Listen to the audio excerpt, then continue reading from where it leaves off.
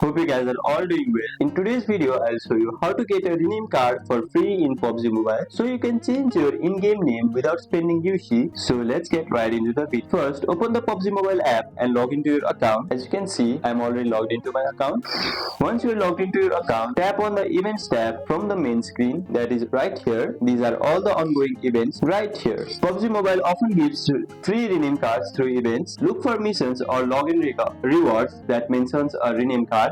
Complete the required tasks or just log in daily to claim it. Once you complete the task, tap claim to get your rename card. Now you are ready to change your name. If this tips doesn't work for you, you can simply not play the game for about 30 days, and when you relog it, you will get a welcome back bonus, and in there you will get a free rename card. I will show you. Even I have a free rename card right here. I have 2 rename cards, so you can get rename card through those methods as well. And that's it guys. Now you can rename your PUBG Mobile character for free. If this video helped you out, like, comment and subscribe for more tips. Thank you for watching and I'll see you on the next one.